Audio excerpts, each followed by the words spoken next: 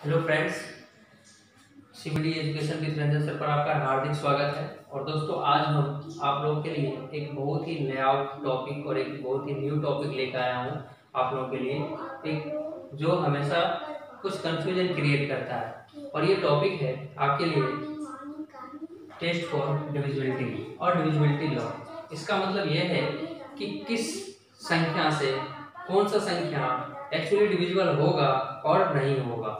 जैसे कि अगर हम बात करें 2 से कौन कौन से संख्या डिविजिबल होगी या नहीं होगी, 3 से कौन सी संख्या डिविजिबल होगी या नहीं होगी, 4 से, 5 से, 6 से, 8 से, 9 से, 10 से।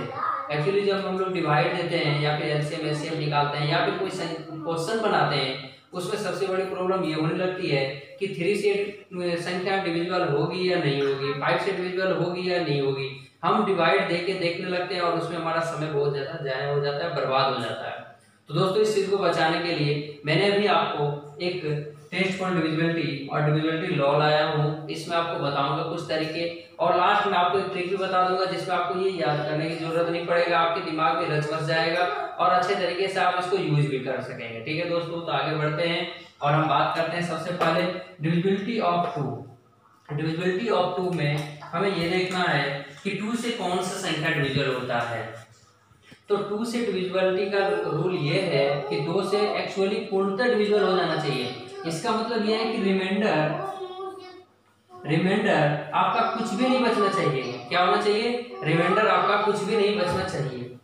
तो इसमें आपका रिमाइंडर कुछ भी नहीं बचना चाहिए, ये होती है एक्चुअली डिविजिबल का मतलब। तो हम ये देखते हैं 2 से डिविजिबिलिटी कौन होगा। अक्सर हम देखते हैं कि जो इवन नंबर होता है वह 2 से हमेशा डिविजिबल हो जाती है। तो हम ये देख रहे हैं 0, 2, 4, 6, 8 है। अगर किसी भी संख्या के अंत में अगर किसी भी नंबर के डिजिट के लास्ट डिजिट जो है वो आपका 8, 6, 4, 2 और 0 रहे तो वो हमेशा 2 से डिविजिबल हो जाएगा। जैसे हम कोई संख्या ले लें 2, 8, 4, 1, क्या ये 2 से डिविजिबल होगा? एक्चुअली नहीं होगा, क्योंकि इसके अंत में क्या है? 1 है। इसका मतलब ये डिविजिबल नहीं होगा। अगर हम ले 2, 8, 4, 0, ये 2 से डिविजिबल हो जाएगा। हमेशा क्या होगा? 2 से डिविजिबल हो जाएगा। अब दोस्तों बात करते हैं, सबसे बड़ी बात यहाँ पे ध्यान देने की बात है, इसे समझें कि डिविजिबिलिटी ऑफ 3 के डिविजिबिलिटी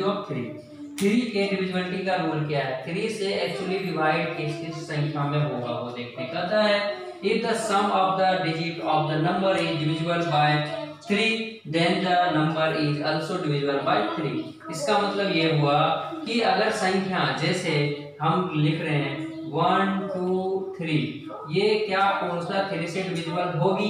क्या ये एक्चुअली डिविजिबल होगा 3 से? तो हमें ये पता है कि 12 और 3 है, तो इसका मतलब 3 के टेबल में आता है कि डिविजिबल हो जाएगा। लेकिन दोस्तों इसको ये करके देखें कि 2 प्लस आपस में प्लस कर दीजिए, 2 और 1 है 3, 3 और 3 कितना हुआ? 6 और 6 प्लस 3 से डिविजिबल हो जाता है। इसका मतलब ये पूरी संख्या 3 से डिविजिबल हो जाता है। तो 3 से ये संख्या पूरा डिविजिबल हो जाएगा। हम एक कोई बड़ा संख्या लेते हैं जैसे 1, 5, 6, 3 और 2। तो ये देखते हैं क्या ये 3 से डिविजिबल होगा या नहीं होगा। हम ये देखते हैं दोस्तों क्या ये 3 से डिविजिबल होगा या नहीं होगा। तो इसको सबसे पहले आप क्या करें, आपस में इसको ऐड करें इसको आपस में। तो 5, 1, 6, 6 और 6 12, 12 और 3 15, 15 और 2 16 और 17 हो गया। 17 3 से डिविजिबल होता है? नहीं होता है। इसका मतलब ये पूरी संख्या 3 से एक्चुअली डिविजिबल नहीं होगी। जैसे अगर चाहे तो आप डिवाइड देके आप देख सकते हैं इधर 3 से 1, 5, 6, 3, 2, 5 बार में 15, 6 2 बार में 6 कैंसिल, 3 1 बार में 3। अब 2 आया, तो 2 आया तो हम यहाँ पे 0 दे सकते हैं और यहाँ पे 0 लगाएंगे, फिर पॉइंट लगाएंगे, फिर 6 बार में 18 होगा। तो ये क्या हुआ? एक्चुअली डिविजिबल नहीं हो रहा है। हमने क्या देखा दोस्तों? ये एक्चुअली डिविजिबल नहीं हो रहा है। तो यहाँ से जाहिर से पता चल गया कि एक्चुअली डिविजिबल क्यों नहीं हो रहा है, क्योंकि हमने जब इसको ऐड करके देखा तो 3 से डिविजिबल नहीं हो रही है। एक और एग्जांपल देते हैं जिससे आपको और भी अच्छे तरीके से समझ में आ जाएगा। जैसे अगर हम दें 1, 4, 3, 8,